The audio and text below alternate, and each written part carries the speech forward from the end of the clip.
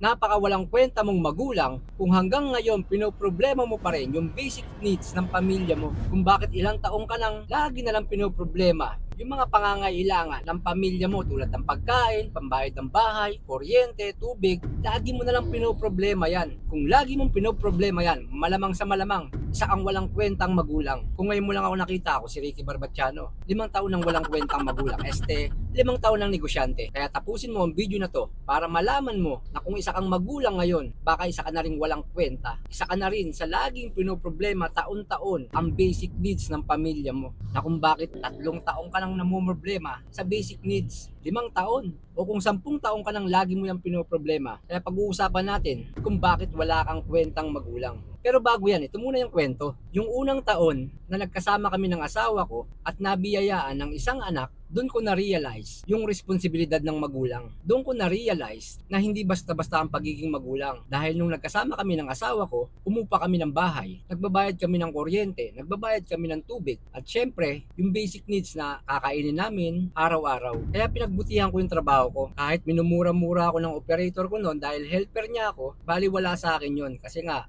ang importante, maibigay ko yung basic needs ng pamilya ko. Pero dahil puro 5 months lang dito sa Pilipinas, apply na naman ako sa iba. Kung saan ako nag-a-apply at matanggap, dun din kami nangungupahan malapit para nilalakad ko lang. Kasi nga, lahat ng pinapasukan ko, gusto ko, hindi ako nagko-commute. Gusto ko laging nilalakad ko lang para malapit lang. At nangyari, 5 months na naman, wala na naman akong trabaho para maibigay ko nga yung basic needs ng pamilya ko, nag-apply na naman ako. At syempre, bago matapos yung 5 months, dapat lagi kang may konting ipon para pagdating ng emergency, meron kang madudukot. O pag malapit na akong may endo, kailangan tipid-tipid din at isang araw dumating na nga yung problema. Wala pang 3 months dun sa pinapasukan kong pagawaan ng appliances ay biglang nagbawas ng tao sa di malamang kadahilanan. At isa ko sa natanggal dahil siguro nakikita ng bisor ko na pasaway ako. Pero ang totoo, seryoso naman ako sa trabaho ko dahil nga kailangan kong maibigay yung basic needs ng pamilya ko. Kaya lang may pagkakataon na yung mga bisor hindi ka talaga gusto. Syempre dahil dun, sino ba namang hindi sasama yung loob? Bigla ka na lang tinanggal nang hindi mo alam. Pero ang totoo, lagi akong late doon. Kasi ako yung tipo ng tao na laging naghahabol ng oras. Gusto ko pag pumasok ako, saktuhan lang. Pero hindi naiiwasan, lagi akong late. Kasalanan ko din naman kung bakit ako natanggal. Kasi nga,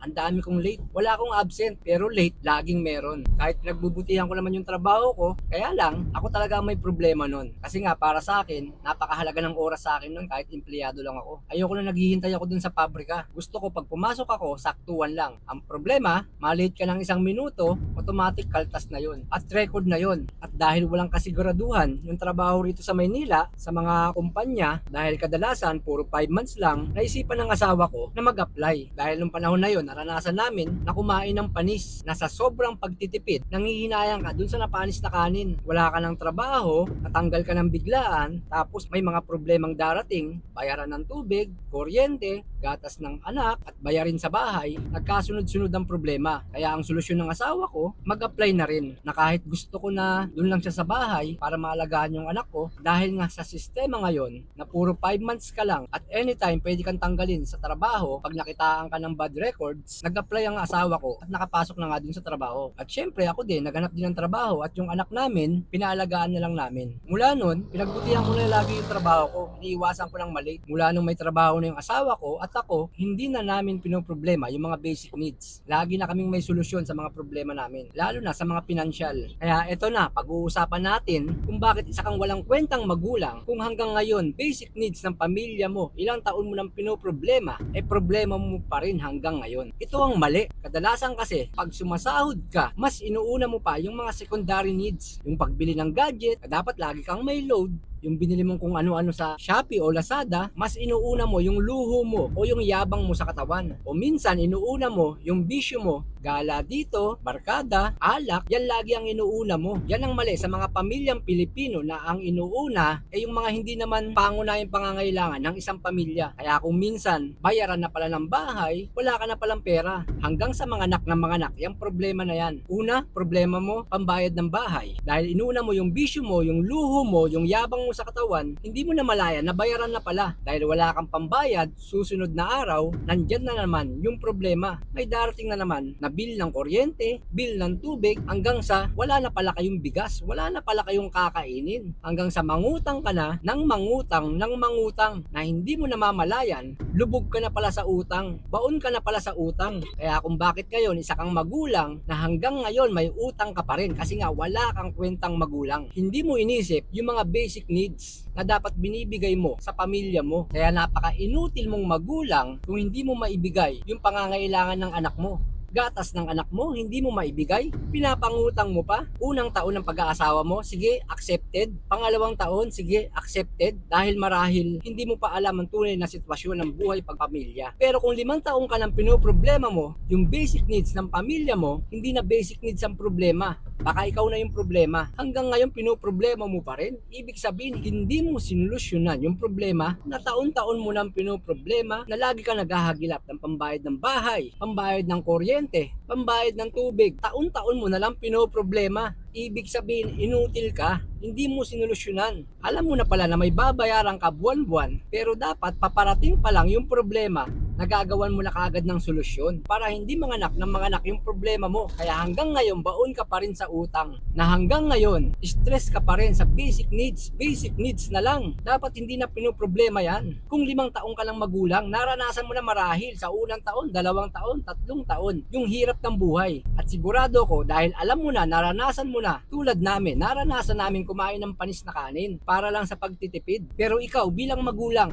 inuna mo yung bisyo mo, inuna mo yung yabang mo sa katawan. Kaya yung basic needs, hindi mo maibigay sa mga anak mo, sa pamilya mo. Kaya kung wala nagsasabi sa'yo na wala kang kwenta, ako na magsasabi sa'yo na wala kang kwentang magulang, na isa kang inutil. Kaya kung natapos mo ang video na to, tanungin mo yung sarili mo na 5 taong ka ng pamilyado, 10 taong ka ng pamilyado, pero yung basic needs, lagi mo pa rin pinoproblema. Okay yan, paminsan-minsan pinoproblema. Pero kung taon-taon mong pinoproblema, buwan-buwan mong pinoproblema, ibig sabihin, hindi mo sinulusyonan yung problema. Baka tamad ka, baka wala kang ginagawa sa buhay, baka mas inuuna mo yung bisyo mo kaysa sa basic needs. Paano pa pag dumating yung mga emergency? E di lalo nang baon-baon ka na sa utang. Hindi mo na alam kung saan ka pupunta. Ngayon, alam mo na ngayon sa sarili mo kung wala kang kwenta, ano nang gagawin mo? Magtipid-tipid ka naman, kumilos ka naman, huwag kang tatamad-tamad. Kung yung asawa mo, hirap na sa buhay, hirap na sa pagtatrabaho, gumawa ka naman ng paraan. Dahil sa panahon ngayon, kung isa lang ang nagtatrabaho, hindi kakayanin. Kung nandiyan ka lang sa bahay, kasama mo yung mga anak mo, gumawa ka ng paraan, gumawa ka ng solusyon. Pwede ka magtinda, pwede ka mag-online, maraming paraan. Kung may negosyo kayo, magtulungan kayo ng pamilya mo,